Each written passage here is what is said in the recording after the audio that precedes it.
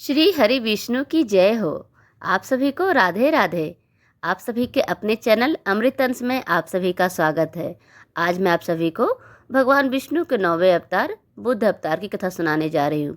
कृपया कथा को पूरा जरूर सुनें और साथ में चैनल पर नए हैं सब्सक्राइब, लाइक, कमेंट तथा शेयर जरूर कर दें।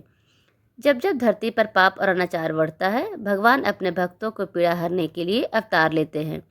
लेकिन भगवान विष्णु का एक अवतार ऐसा भी है जिसका जन्म किसी राक्षस से लड़ने और उसका वध करने के लिए नहीं, बल्कि समाज में ज्ञान का प्रचार प्रसार करने के लिए लिया था। यह बात भगवान विष्णु के 9वें अवतार बुद्ध की बात की जा रही है। भगवान विष्णु के अवतार को कुछ लोग गौतम बुद्ध का अवतार समझ लेते हैं, लेकिन ये दोनों एकदम अलग हैं और ये धरती पर अलग काल में रहे हैं। नाम में समानता के कारण ज़्यादातर लोगों को यह भ्रम है कि दोनों एक ही हैं, जबकि भगवान बुद्ध विष्णु के अवतार हैं और गौतम बुद्ध एक महान संत और ज्ञानी व्यक्ति थे जो अपने सत्कर्मों और कठिन तपस्या के दम पर ईश्वर तुल्य हो गए। असमंजस की स्थिति में एक संयोग भी ये प्रबलता देता है कि जिसके अनुसार गौतम बुद्ध ने उसी स्थान पर तपस्या की थी जो पूर्व में भगवान बुद्ध की तपस्थली थी।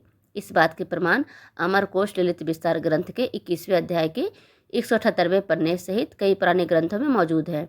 भगवान बुद्ध ने भगवान विष्णु को 9वें अवतार के रूप में बिहार के गया में जन्म लिया, जो आज भी हिंदुओं का बड़ा तीर्थ धाम है। भगवान बुद्ध ब्राह्मण कुल में उत्पन्न हुए थे। इस अवतार में उनकी माता का नाम अंजना और पिता का नाम हेमचंद्र था।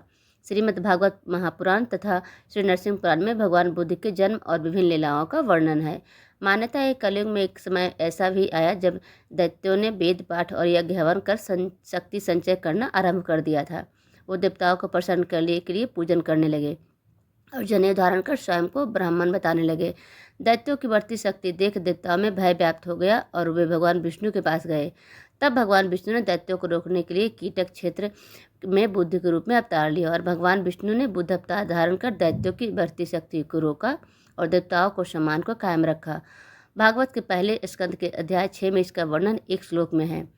ततः कलौ संप्रवृत्ते सम्मोहाय सुरदुषाम बुद्धो नाम जनश्रुतः कीटकेषु भविष्यति। इसका मतलब है कि कलयुग में दैत्यों को मोहित करने के लिए विष्णु जी कीटक प्रदेश में माता अंजना के रूप में अवतार लेंगे। कीटक उस समय मगध का मध्य क्षेत्र था, जो आज गया के नाम से प्रसिद्ध तीर्थ स्थल है। अपने इस अवतार के बारे विष्णु पुराण में स्वयं भगवान विष्णु कहते हैं कि कलयुग में बुद्ध के रूप में धर्म प्रवचन के माध्यम से धर्म की स्थापना के प्रयासों के बाद कलयुग के अंत में कल के अवतार में मलेच्छ राजाओं को वध करने के बाद मैं स्वयं सत्य की स्थापना करूंगा। इस अवतार का वर्णन स्कंद पुराण में महर्षि मार्कंडेय ने भी किया है। युधिष्ठिर को भगवान के 10 अवतारों की कथा सुनाते समय मुनि ने विष्णु जी को बुद्ध अवतार का वर्णन किया है। इसके अनुसार बुद्ध अवतार में भगवान शांत स्वभाव से संसार को मोहित करने का कार्य करेंगे। भगवान विष्णु को 24वें और आखिरी अवतार माना जाता है। कल्कि पुराण और अग्नि पुराण के मुताबिक कलयुग के अंत में आएगा और सभी पापियों को नाश करेगा। भगवान बुद्ध को भगवान विष्णु का 9वां अवतार माना जाता है। उन्होंने विश्व में शांति स्थापना के लिए यह अवतार लिया था। गौतम बुद्ध का जन्म नेपाल के लुम्बिनी में ईसा पूर्व 563 को हुआ था। 528 ईसा पूर्व वैशाख मास की पूर्णिमा को बोधगया में एक वृक्ष के नीचे उन्हें ज्ञान प्राप्त हुआ। माना जाता है कुशीनगर में इसी दिन उन्हें 80 वर्ष की उम्र देह त्याग दी। लगभग 2500 वर्ष पहले बुद्ध के देह की त्यागने पर उनके शरीर के अवशेष 8 भागों में विभाजित किए, जिन पर 8 स्थानों पर 8 स्तूप बनाए गए। एक स्तूप उनकी राख और एक स्तूप पर घड़े बने हुए थे जिसमें अस्थियां रखी थी। नेपाल में कपिलवस्तु के स्तूप में रखी अस्थियों के बारे में माना जाता है कि वो गौतम बुद्ध की है। इसके अलावा उनके जीवन में जुड़ी 5 महत्वपूर्ण जगह और भी है। लुम्बिनी उत्तर प्रदेश के ककहरा गांव से 14 मील और नेपाल भारत सीमा के कुछ दूर पर बना रुमिनोदई नामक गांव ही लुम्बिनी है, जो गौतम बुद्ध के जन्मस्थान के रूप में प्रसिद्ध है। बोधगया यह स्थान बिहार के प्रमुख हिंदू तीर्थ गया में स्थित है। गया एक जिला है। इसी स्थान पर बुद्ध ने एक वृक्ष के नीचे ज्ञान प्राप्त किया। सारनाथ यह जगह उत्तर प्रदेश के वाराणसी में स्थित है, जहां बुद्ध ने ज्ञान प्राप्त करने के बाद अपना पहला उपदेश दिया था।